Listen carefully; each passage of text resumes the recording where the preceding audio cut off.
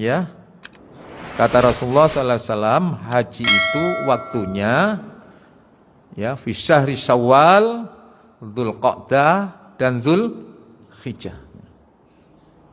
Jadi dalam bulan Syawal, Dzulqa'dah dan Dzulhijjah. Makanya jamaah haji Indonesia itu walaupun sekarang sudah bertahun-tahun daftarnya, ya, sudah ada pengumuman jamaah ini sudah bisa melunasinya dengan sekian-sekian dolar, itu tidak akan segera diberangkatkan sebelum tiba bulan Syawal, Dzulqa'dah dan Dzulhijjah. Sehingga ada yang dikenal dengan jamaah gelombang pertama, gelombang kedua dan lain sebagainya dan lain sebagainya. Karena memang musim haji itu pada saat itu. Lalu ada pemikiran dari kita bagaimana kalau seandainya haji itu supaya tidak menyisahkan kredit, supaya waiting list ini bertambah cepat ya. Sebab saya dengar, saya tanya kepada teman-teman ini, atau Pak Haji Sopjan mungkin tahu ya, daftar sekarang ini tuh waiting listnya berapa tahun Pak? Lalu kita berpikir, gak nutut umur ini. Ya kan umur kita sekarang sudah 70, waiting listnya 45, berapa sudah Pak? Kira-kira kita nyampe ke sana.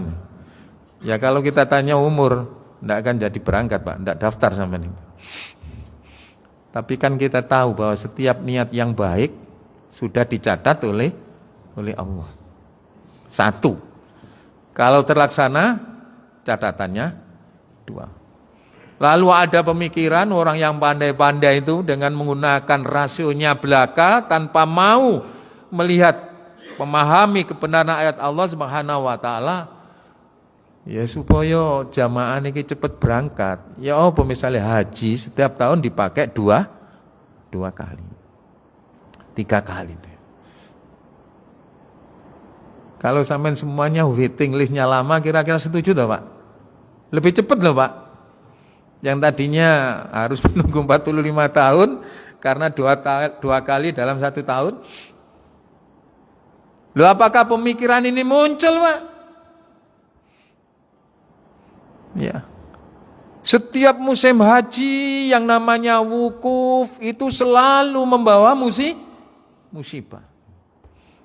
Ya kan? Bagaimana kalau masa wukufnya ini dilakukan secara virtual saja dia.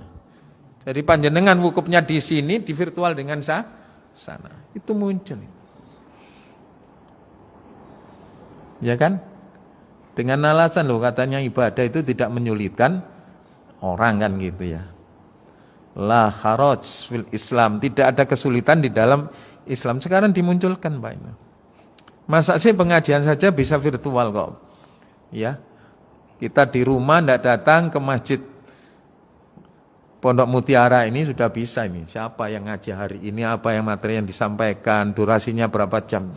Kalau wukuf kira-kira apa tidak bisa. Ya. Nah, kalau pemikiran ini muncul, ini sama saja dengan kembali kepada masa Belanda dulu, Pak. Belanda dulu itu kan ada istilahnya haji itu tidak perlu ke Mekah, tapi cukup di Jember, cukup di Banyuwangi. Tapi Allah Subhanahu wa taala ini sudah menentukan. Yang namanya wukuf itu ya tanggal 9 Dzulhijjah. Yang namanya tempat wukuf itu ya di Arafah. Lalu kemudian wukuf secara virtual kita lakukan di Pondok Mutiara ini tidak mungkin bisa. Nah, ini salah satu contoh ya kehebatan otak manusia ya. Kealiman manusia dengan ilmunya tapi tidak alim dalam bidang abidnya sebagai hamba Allah yang harus tunduk dengan aturan Allah, macam-macam pikiran itu ya. Ini contoh ibadah. Tidak hanya yang sudah ditentukan saja yang disebut dengan ibadah mahdhu ya dalam ilmu fikih, ada juga ibadah yang namanya ghairu mahdhu ya. Setiap amalan yang baik yang diridhai oleh Allah Subhanahu wa taala. Ini para jemaah yang berbahagia. Jadi penciptaan manusia oleh Allah Subhanahu wa taala ini di samping merupakan karunia Allah, di samping merupakan nikmat dari Allah yang harus disyukuri, tetapi sekaligus merupakan amanat Allah yang harus dijaga.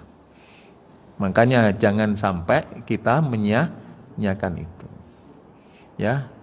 Dalam Al-Qur'an surat Al-Baqarah disebutkan juga A'udzubillahi minasyaitonirrajim alladzina yanquduna ahdallahi min ba'di mitsaqihi wa yaqta'una ma amarallahu wa yusallafi wa yufsiduna fil ard ulaika humul khasirun.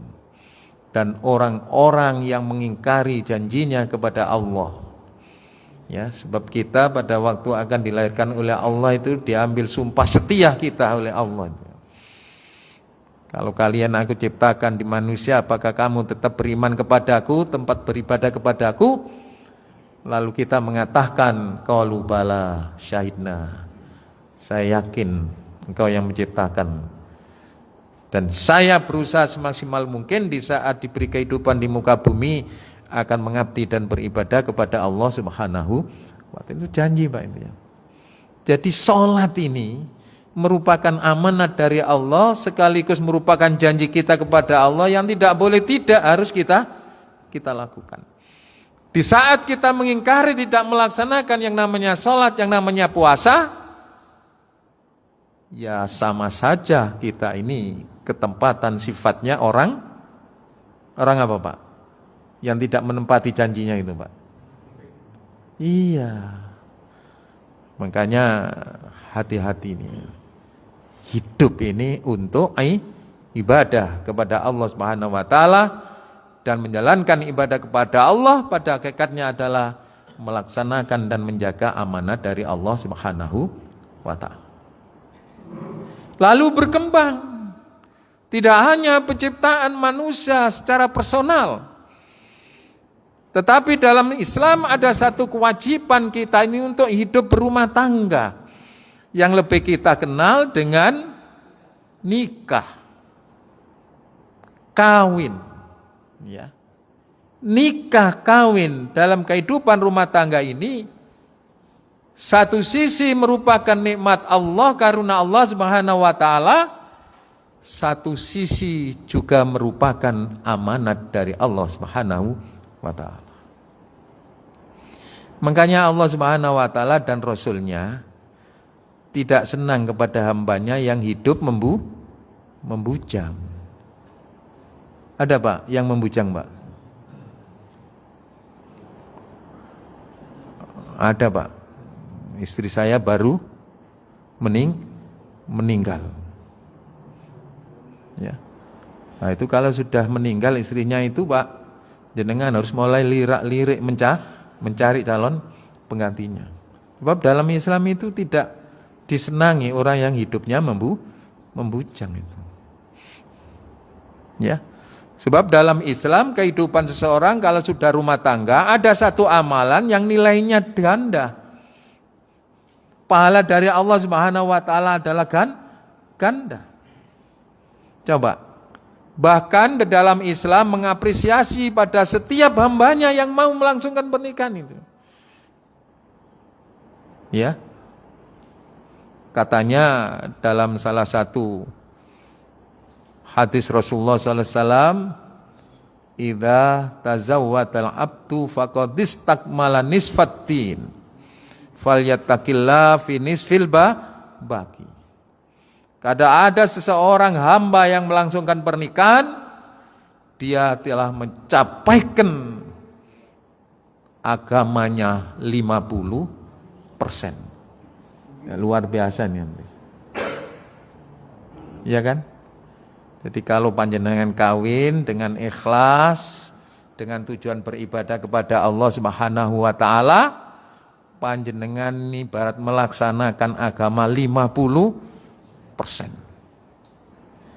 Falyattaqillaha fi nisfil baqi. Raih Ambil yang 50% yang masih sisa ini. Dengan apa? Kelola amanat sebagai kehidupan rumah tanggamu dengan baik. Islam tidak senang kita kawin tapi tidak mengelola mengelola keluarganya dengan baik. Apalagi menyiahkan keluarganya. Ini amanat dari Allah Subhanahu wa ta'ala. Jadi sudah merupakan nikmat yang harus disyukuri. Dengan menikah kita mendapatkan separuh agama. Untuk mendapatkan 100% tinggal menambah yang 50% saja. Ini kan luar biasa ini apresiasi dari Allah Subhanahu wa ta'ala. Belum lagi amalan-amal yang lainnya. Jenengan suami kewajiban terhadap istrinya adalah memberi belanja. Memberi belanja kepada istri ini kewajiban suami. Kalau ini dilaksanakan mendapat pahala. Tapi di sisi yang lain kata Rasulullah SAW juga bernilai sebagai infak seorang suami kepada istrinya.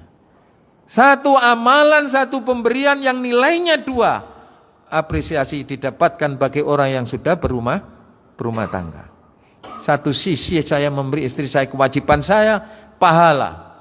Dinilai oleh Rasulullah SAW sebagai infak kepada suami. Makanya betapa banyaknya infak kita kepada orang yang lainnya tidak bisa mengalahkan infak kepada keluarganya, kepada istrinya.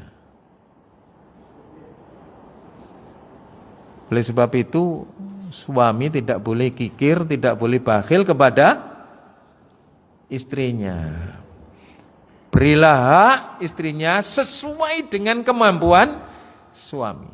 Seperti ayat dibaca oleh Ustadz tadi itu.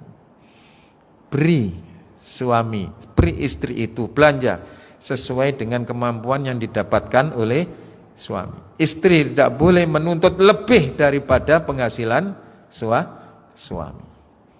Ini agama kita. Nikmat, Pak. Rasulullah SAW mengatakan kalau ada seorang suami di malam hari bangun lalu mengambil air wudhu melaksanakan sholat tahajud lalu dibangunkan istrinya untuk melaksanakan tahajud yang sama, apa kata Rasulullah SAW? 2 orang itu termasuk hamba Allah yang sangat dekat kepada Allah Subhanahu wa ta'ala. Coba bayangkan ini. Makanya saya pesan Bapak kalau bangun malam tahajud jangan sampean sendiri. Yang ingin masuk surga itu bukan sampean sendiri, Pak. Istrinya juga dibangunkan. Lah saya sudah bangunkan itu loh, Ustaz. Tetap tidak mau bangun. Ikuti petunjuk Rasulullah. Kalau sampean membangunkan istri untuk tahajud tidak mau bangun bagaimana, Pak? Diumbar, Pak ya? Ya wis karepmu. Kan swarga ya karepmu, neraka ya. Tapi Rasulullah SAW kan enggak. Disuruh apa, Pak? Iya, dipercik air. Dengan harapan percikan air itu membangunkan orang. Kalau percikan air tidak bangun bagaimana, Pak? Disiram, Pak. Kalau disiram, Pak, tidak menjadi pahala ini. Menjadi apa?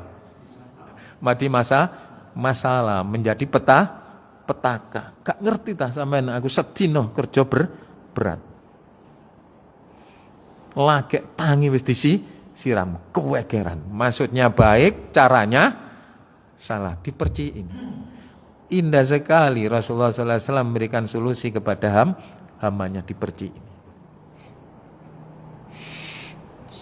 Mohon maaf ya, saya punya teman putranya 6, semuanya doktor.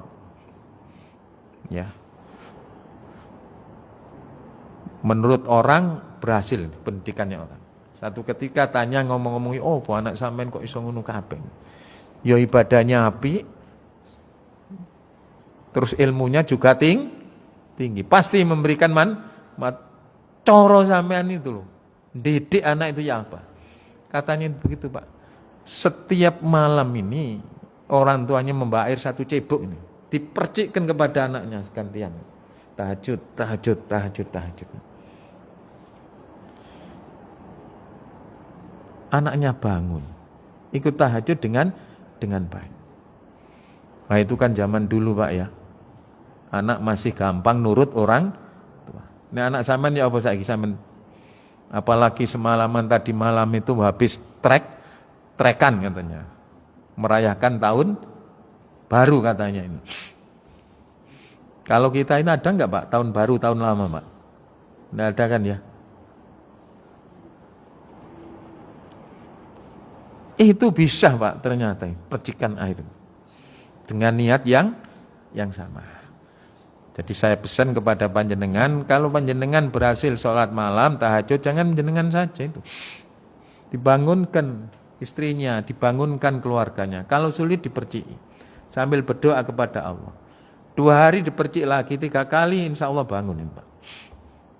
Dengan diberikan pemahaman, dinilai oleh Allah Subhanahu wa taala termasuk hambanya yang sangat dekat kepadanya. Coba bayangkan di waktu tidur malam, angkles bangun.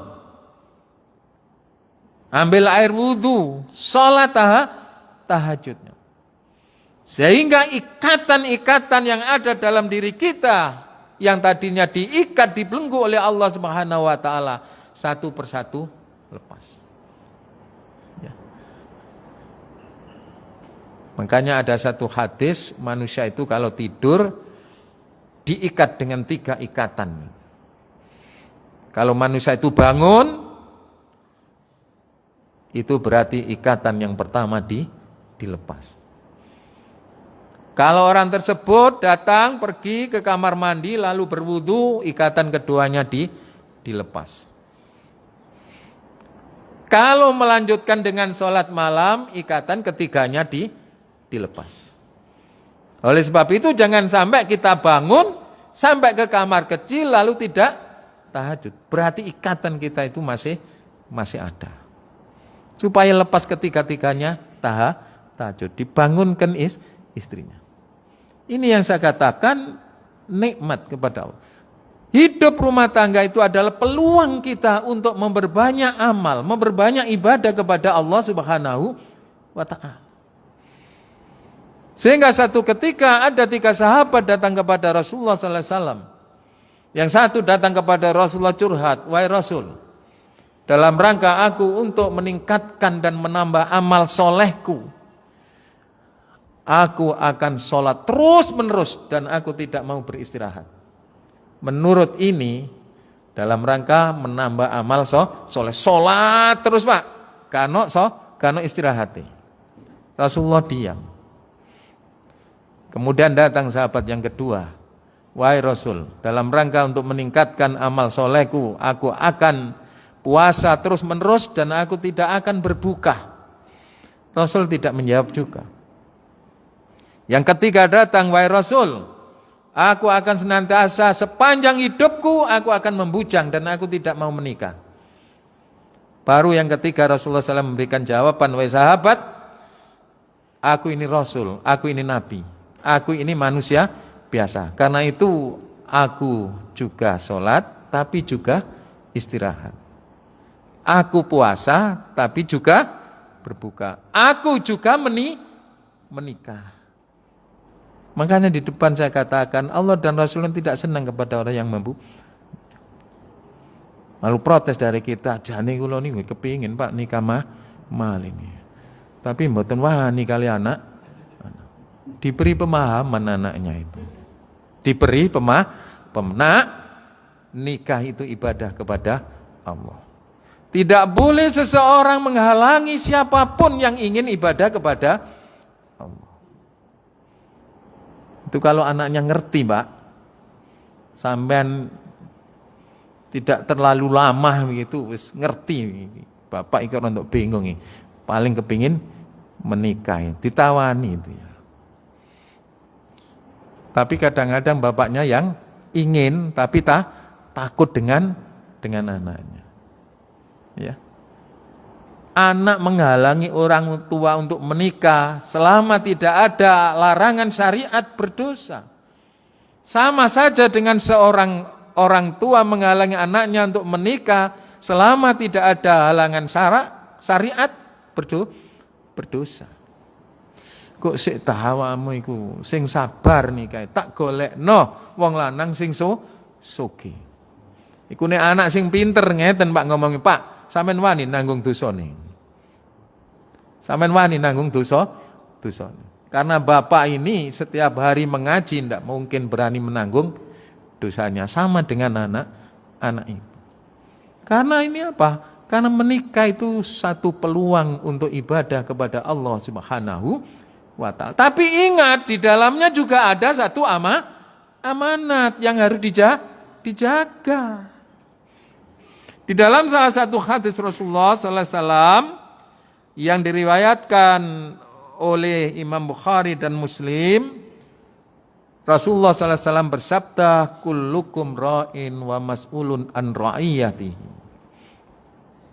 Kalian semuanya ini sebagai pemimpin akan ditanya dengan kepemimpinanmu itu. Wal imamu ra'in wa mas'ulun an ra'iyatihi. Pemimpin satu bangsa, pemimpin satu negara itu juga nanti akan ditanya oleh Allah Subhanahu wa ta'ala nih. Hati-hati nih. Pemimpin satu bangsa, satu pemimpin negara ini ojo mincel nek ngomong, nanti akan dipertanggungjawabkan di hadapan Allah. Ya. Warrajulu ra'in fi ahli wa mas'ulun an ra'iyati. Seorang suami adalah sebagai pemimpin rumah tangganya dan akan ditanya oleh Allah Subhanahu wa ta'ala. Nih, Pak. Berat apa ringan, Pak? Tanggung jawab, Pak. Meskipun berat, semua orang senang kan begitu, Pak. Menikah kan senang, Pak itu. Berarti berani bertanggung jawab. Pertanyaan, Pak itu. Seorang suami itu kewajiban terhadap istrinya tidak hanya mencukupi sandang papan pangannya yang biasa dikatakan orang Jawa, sandang pangan papan itu kewajiban suami terhadap istri. Tapi satu sisi yang lain kewajiban seorang suami harus bisa membawa istrinya ke surga Allah. Itu yang sangat berat itu. Ya, itu yang sangat berat. Makanya Rasulullah SAW mengatakan arba'atun min sa'adatil mar'i antakuna zaujatus salihah. Kunci sukses kehidupan rumah tangga kalau suami mampu membawa dan menjadikan istrinya sebagai wanita yang solihah. Karena wanita yang solihah itulah yang akan dapat suami ajak untuk memasuki surga Allah Subhanahu wa ta'ala. Jadi jangan sampai kita punya semboyan nikah itu wis selama hidup di dunia saja. Jangan, Pak. Tapi nikah itu kalau bisa kita bawa sampai di akhirat. Tentang apa? Kesolehan keduanya. Ini yang akan ditanggung jawab oleh Allah Subhanahu wa ta'ala. Iya kan? Sengsaranya istri di akhirat nanti akan menyebabkan suami dioyong-oyong, Pak. Kenapa, Pak?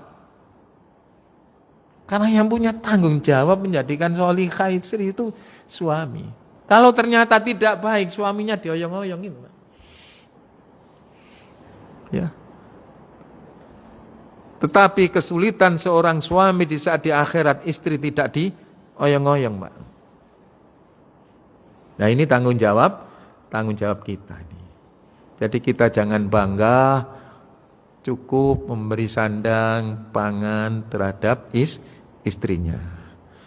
Tapi harus punya cita-cita, keinginan, maksudul a'dham, saya harus membawa istri saya menjadi wanita yang solih, yang selanjutnya akan masuk surga secara bersama. Ini para jamaah yang berbahagia. Lalu bagaimana tentang istri itu? Rasulullah SAW mengatakan, wal mar'atu ra'iyatun fi baiti ahliya wa mas'ulun an ra'iyati. Istri juga sebagai pemimpin rumah tangganya, sebagai second hand, orang kedua dalam kehidupan rumah tangganya, menata kehidupan rumah tangganya, mengatur anak-anaknya dan lain sebagainya dan lain sebagainya. Nanti juga akan dipertanggungjawabkan di hadapan Allah Subhanahu wa taala. Tidak bisa tidak. Oleh sebab itu hati-hati. Tidak hanya suami, tidak hanya istri. Sampai kalau misalnya di dalamnya ada khadim pembantu, wal khadimu ra'in fi mali sayyidi wa mas'ulun an ra'iyati.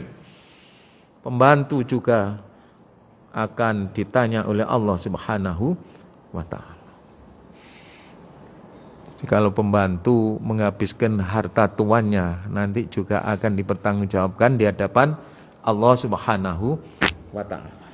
Ini para jamaah yang berbahagia, yang mesti harus kita jaga dalam kehidupan ini. Tidak ada satupun amanat yang tidak akan kita pertanggungjawabkan di hadapan Allah Subhanahu wa taala. Termasuk juga Allah Subhanahu wa taala menciptakan manusia sebagai khalifahnya untuk mengelola kehidupan dunia ini. Patut disyukuri, tetapi juga harus dijaga sebagai amanat Allah Subhanahu wa taala. Dunia yang luas ini Allah Subhanahu wa taala persiapkan untuk manusia sebagai khalifahnya, sebagai wakil Allah, sebagai pengelola apa yang ada di muka bumi ini. Yang diharapkan oleh Allah Subhanahu wa taala hendaknya dalam mengelola kehidupan bumi ini, kalian semuanya juga melihat betapa sifat-sifat mulia Allah. Jadi tidak boleh dikelola dengan sembarang. Mengatur kehidupan bangsa, mengatur kehidupan lingkungan, mengatur kehidupan sekecilnya keluarga kita.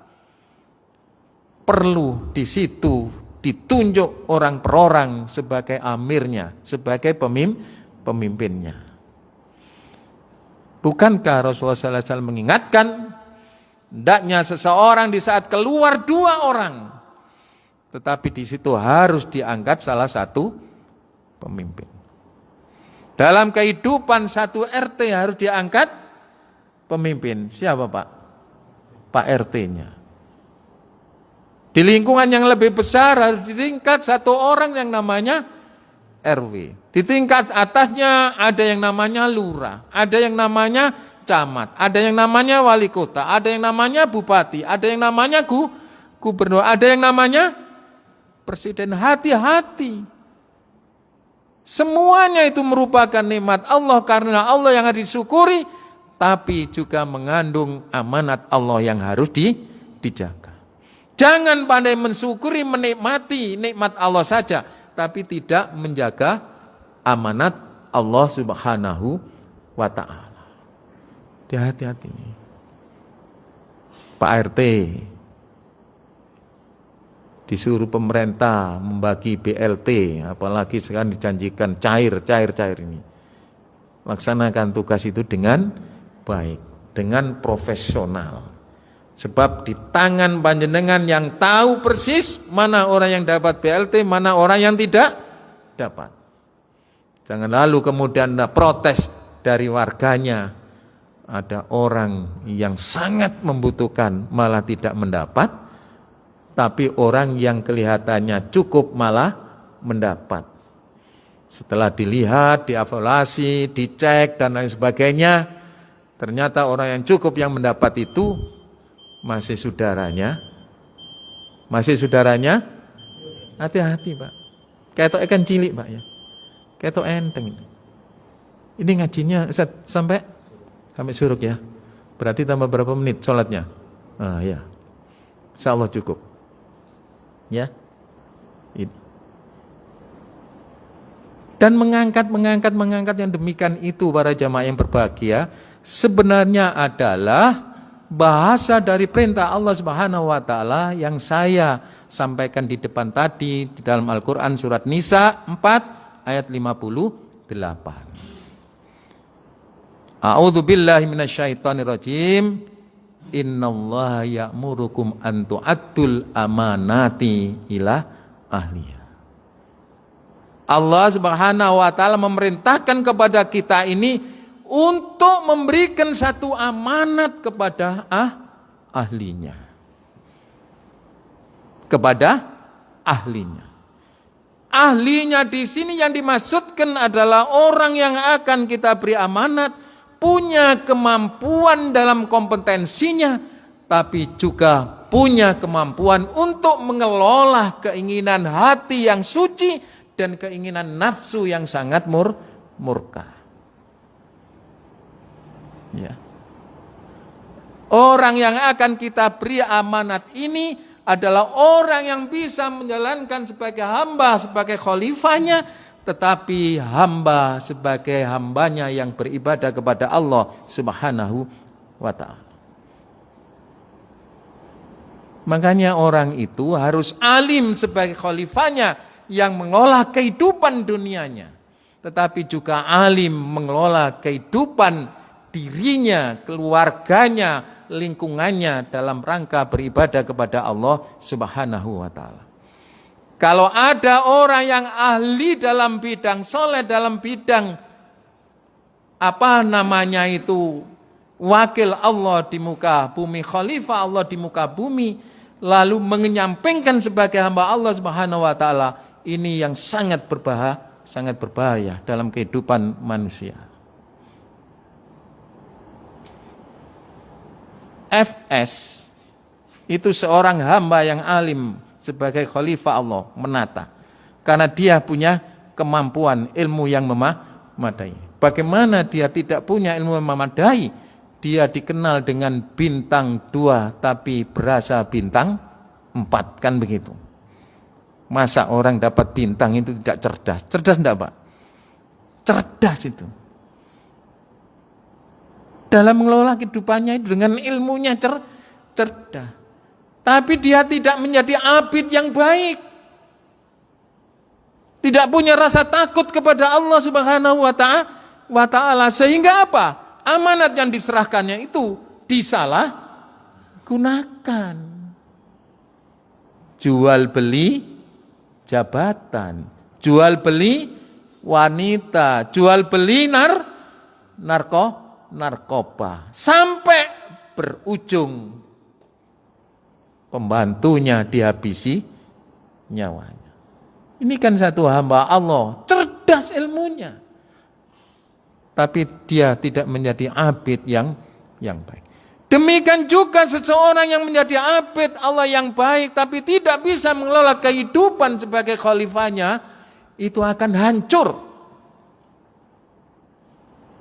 Negara ini hancur, Pak, kalau pemimpinnya itu tidak becus.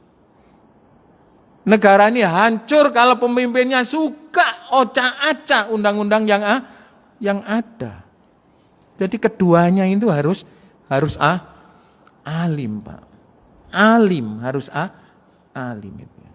Makanya para jamaah yang berbahagia, hati-hati.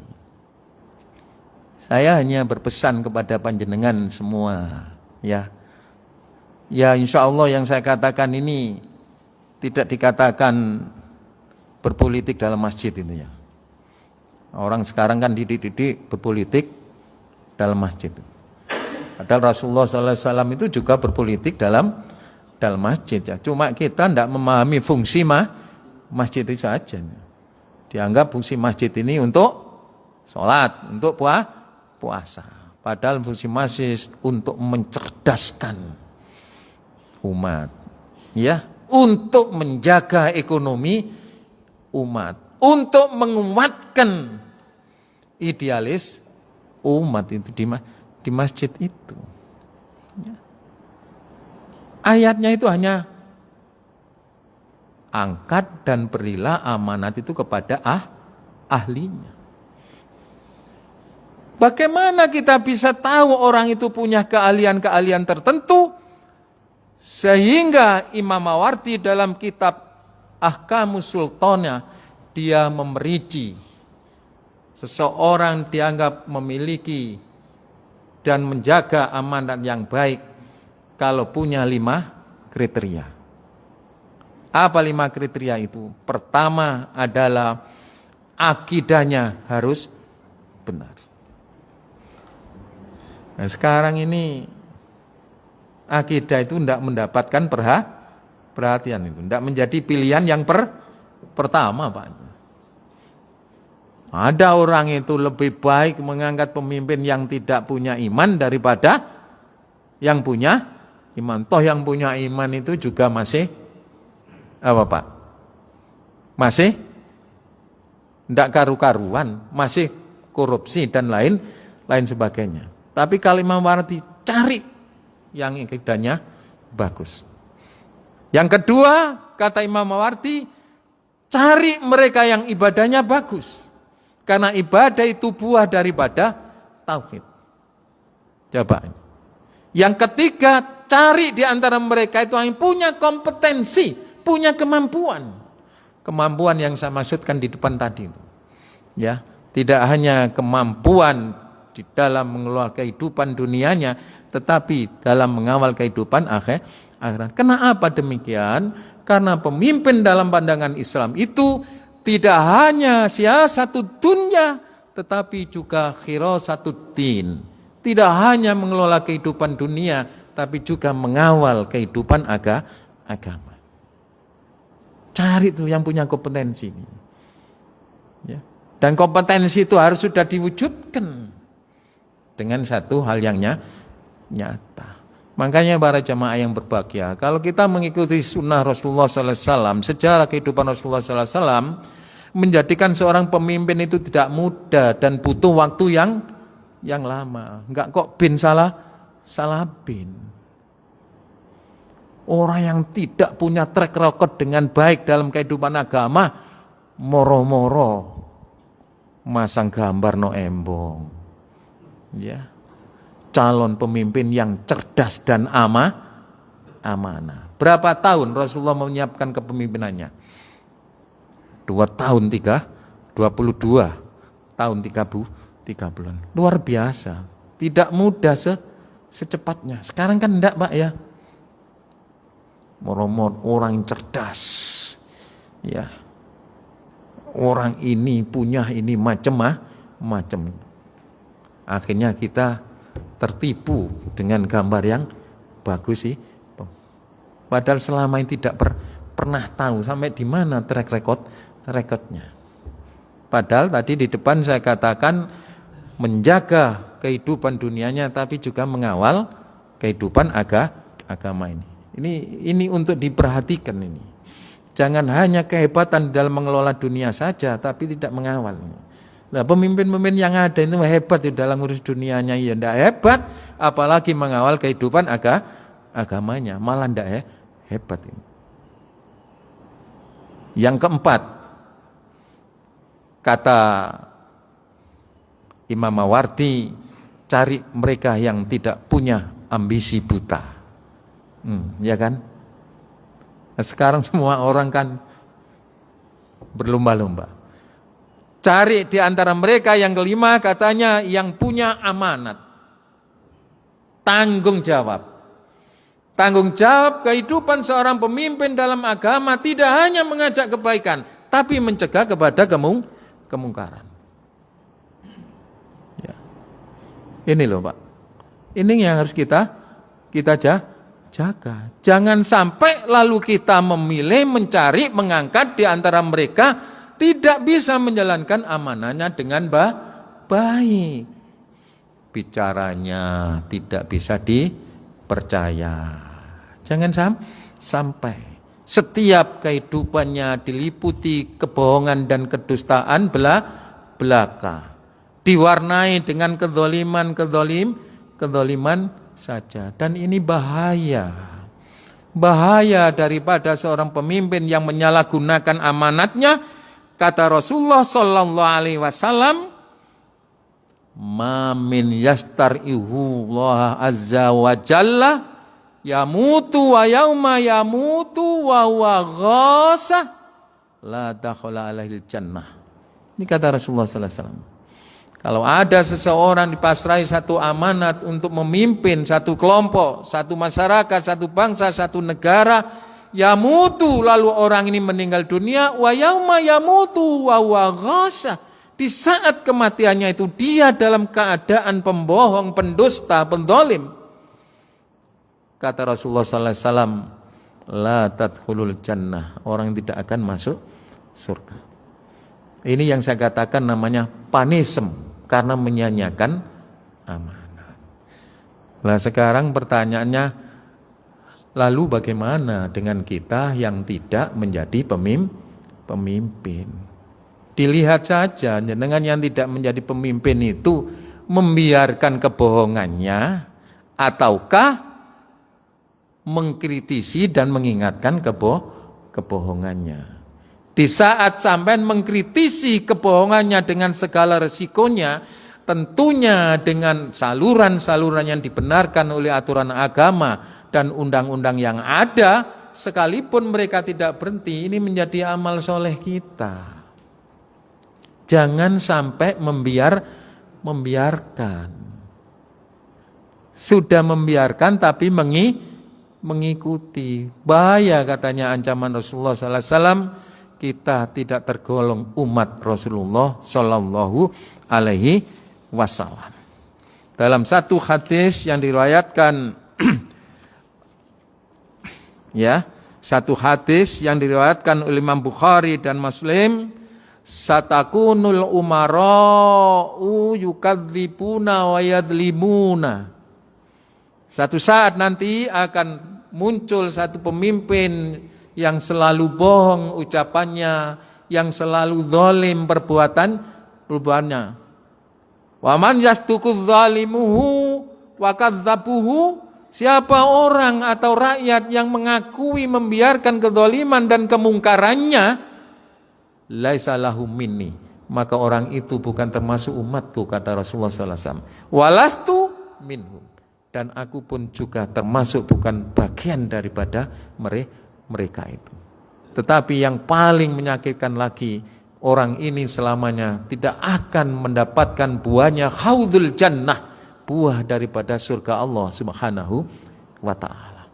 Oleh sebab itu para jamaah yang berbahagia, setiap kemungkaran yang ada di lingkungan kita tidak boleh kita membiarkan. Kita harus juga nahi mungkar menurut kapasitas kita masing-masing. Kalau panjenengan punya kekuasaan, berbagi dengan kekuasaannya. Kalau panjenengan punya kalian untuk berdakwah, perbaiki dengan dakwah kita. Kalau kita banyak kelemahannya, kita masyarakat biasa, berdoa dan berazam pada diri kita untuk supaya tidak ikut perbuatan yang dolim, dan mendoakan saudara kita yang sudah terlanjur berbuat dolim itu segera diberi petunjuk oleh Allah Subhanahu wa ta'ala. Sebab kalau tidak kita yang baik-baik ini juga akan kena getahnya. Kita yang baik-baik ini punya getahnya. Oleh sebab itu Rasulullah sallallahu alaihi wasallam, ma min muslimin, kalau ada seorang Islam la yu'adzibul khassa bidzunubihim ammah, kalau ada satu orang yang baik dalam kehidupannya, jujur dalam kehidupannya, tidak mungkin akan diadab Allah Subhanahu wa taala karena kemaksiatan kebanyakan orangnya. Hatta yural munkara wa huwa qadirul munkara ayunkiru fala yunkirahu. Sampai dengan orang itu melihat kemungkaran, dia punya wewenang untuk memperbaiki kemungkaran, tapi tidak mau dan tidak berani merubahnya dan memperbaikinya. Dia ada orang baik, banyak orang jelek. Orang jelek kena azab Allah Subhanahu wa taala, orang ini baik ini tetap akan baik selama mau beramar ma'ruf mengingatkan. Tapi kalau membiarkan, orang ini akan tetap kena getahnya. Makanya firman Allah dalam Al-Qur'an surat Al-Anfal A'udzubillahi minasyaitonirrajim. Wattaqu fitnatal la tusibanna alladzina dzalamu minkum khassah wa'lamu annallaha syadidul iqab. Hati-hati, takutlah kalian semuanya dengan azab Allah yang tidak akan menimpa kepada orang yang jelek saja, tetapi juga akan menimpa kepada kita yang baik, karena yang baik membiarkan dan mendiamkan. Wa'lam annallaha syadidul iqab. Dan tahuilah bahwa Allah ini sekeras-keras azabnya. Hadirin jamaah yang berbahagia, barangkali itu betapa pentingnya amanah. Semua kehidupan yang akan diberikan oleh Allah di muka bumi ini, satu sisi merupakan nikmat karena Allah yang harus disyukuri, satu sisi juga merupakan amanat Allah yang harus dijaga, dilaksanakan dengan baik. Di saat kita laksanakan, Allah akan memberikan rewardnya. Di saat kita tinggalkan dan kita sengsarakan, Allah akan memberikan punishment-nya. Seperti beberapa hadis yang saya sebutkan tadi. Dan terakhir, hadirin yang berbahagia, saatnya kita menyiapkan diri kita, mulai melirik, melihat, ya, mencari siapa gerangan calon pemimpin ke depan yang sekiranya bisa sebagai pemimpin yang siasatu dunya, mengelola kehidupan dunia, tetapi juga khirasatuddin, bisa mengawal kehidupan agama.